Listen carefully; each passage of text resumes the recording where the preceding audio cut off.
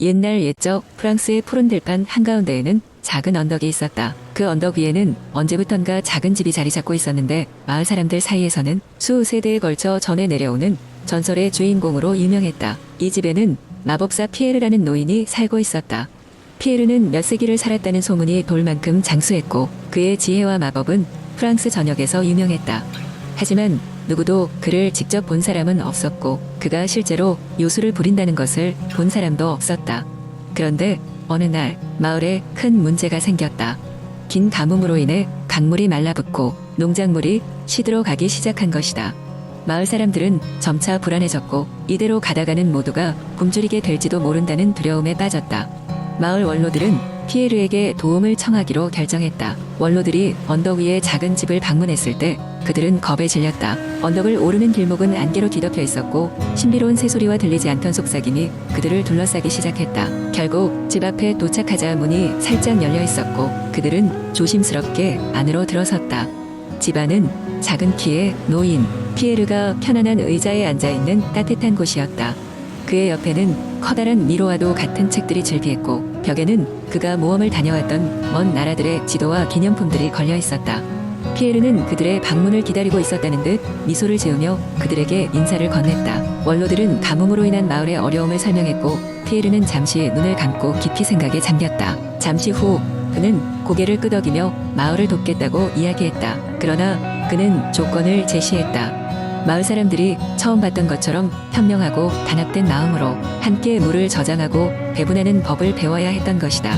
피에르는 그들에게 비밀스럽고도 오래된 주문을 가르쳤고 그 주문은 대지와 하늘의 여신 수잔의 은총을 끌어낼 수 있는 것이었다. 또한 그는 마을 사람들에게 큰 항아리를 만들어 빗물을 모으는 법도 가르쳐 주었다. 마을 사람들은 그의 지도 아래 함께 협력하며 지혜를 나누기 시작했다. 결국 얼마 지나지 않아 하늘에서는 첫 빗방울이 떨어지기 시작했다. 점차 빗줄기는 굵어졌고 말라붙었던 강물은 다시 힘차게 흐르기 시작했다. 마을 사람들은 모두 기뻐했고 그들은 피에르에게 감사의 뜻을 전하기 위해 언덕 위에 작은 집으로 다시 올라갔다. 하지만 이번엔 그곳에 피에르는 없었다. 그의 집은 이미 오래전 버려진 곳처럼 보였고 마을 사람들은 그가 마법처럼 사라졌다는 것을 깨달았다. 피에르는 여전히 그들의 마음속에 그의 지혜와 함께 깊이 자리 잡고 있었다. 세월이 흘러도 그들의 단합된 마음 덕분에 마을은 번영했다. 사람들은 언덕 위의 작은 집과 마법사 피에르의 이야기를 아이들에게 전해주었고 그의 기억은 영원히 살아남게 되었다. 두 번째 이야기. 옛날 옛적 프랑스의 작은 마을 쿠르비오에는 루미에르라는 작은 소녀가 살고 있었습니다. 그녀는 언제나 밝고 명랑하며 그 큰 파란 눈으로 마을 사람들의 사랑을 듬뿍 받았습니다. 그러나 루미에르에게는 하나 다른 점이 있었으니 그것은 바로 숲속의 요정들을 볼 수 있다는 능력이었습니다. 쿠르비오 마을은 끝없는 숲인 방트렉 숲과 인접해 있었습니다. 방트렉 숲은 놀라운 신비와 마법으로 가득했지만 사람들은 숲의 어둠을 두려워했기에 그곳에 발을 들이는 일이 드물었습니다. 하지만 루미에르는 예외였습니다. 그녀는 매일같이 숲속을 탐험하며 나무와 꽃 그리고 작은 동물들에게 인사를 건넸습니다. 어느 날 루미에르는 숲에서 길을 잃고 말았습니다. 해가 지고 어둠이 깔리자 그녀는 두려움에 사로잡혔지만 곧 밤하늘에 떠있는 별의 빛을 따라 걸어가기로 결심했습니다. 그리하여 별빛을 따라 걷던 중 루미에르는 신비로운 빛으로 가득 찬 작은 숲의 빈터에 도달했습니다. 그곳에서 루미에르는 연못가에 우뚝 솟아있는 커다란 나무를 발견했습니다. 나무는 마치 살아있는 생명처럼 은은하게 빛나고 있었고 그 주위를 작은 요정들이 춤추며 날고 있었습니다. 루미에르는 요정들이 노래하는 소리에 귀를 기울이며 다가갔고 요정의 여왕이 그녀를 반갑게 맞아주었습니다. 요정의 여왕은 루미에르에게 숲의 비밀을 이야기해 주었습니다. 이 숲은 오래전부터 마법이 깃든 땅이란다. 이곳에서 이루어진 소원은 반드시 이루어지지. 하지만 인간의 탐욕이 아닌 진정한 마음으로 바라는 소원만이 말이야. 루미에르는 깊은 감명을 받았고 여왕에게 감사의 인사를 했습니다. 그 이후로 루미에르는 마을의 사람들에게 숲의 마법에 대해 이야기했고 사람들은 다시금 자연의 소중함을 깨닫게 되었습니다. 그리고 매년 여름 쿠르비오 마을 사람들은 방트렉 숲의 빈터에서 축제를 열며 자연에게 감사의 마음을 전했습니다. 그렇게 루미에르의 이야기는 전해 내려오며 지금까지도 쿠르비오 사람들은 숲을 사랑하고 그 속에서 자연의 기적을 발견하곤 합니다. 요정들은 매년 축제 때마다 모습을 드러내며 사람들에게 지혜와 행복의 선물을 내리고 루미에르는 아름답고 순수한 소녀로 오래도록 마을 사람들의 마음속에 남아있게 되었습니다. 세 번째 이야기 옛날 옛적 프랑스의 한 작은 마을에는 미라벨이라는 아름다운 공주가 살고 있었습니다. 미라벨은 항상 모험을 꿈꾸는 소녀였으며 그녀의 호기심은 마을 외곽에 있는 미스터리한 숲으로 그녀를 이끌었습니다. 이 숲은 누구나 쉽게 접근할 수 없는 신비로운 장소였습니다. 전설에 따르면 이곳에는 수세기 동안 모습을 드러내지 않은 마법의 유니콘이 살고 있다고 했습니다. 어느 날 호기심 왕성한 미라벨은 결심했습니다. 오늘은 꼭 숲의 비밀을 밝힐 거야 라고. 그녀는 아침 일찍 성문을 빠져나와 숲으로 향했습니다. 길을 따라가며 나비와 산새들이 그녀를 반갑게 맞아주었습니다. 숲은 상상했던 것보다 더욱 생생하고 아름다웠으며 햇살이 나뭇잎 사이로 스며들어 신비로운 분위기를 더했습니다.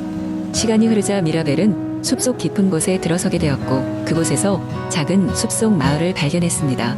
마을 주민들은 모두 작은 요정들이었고 그녀의 방문을 반겼습니다.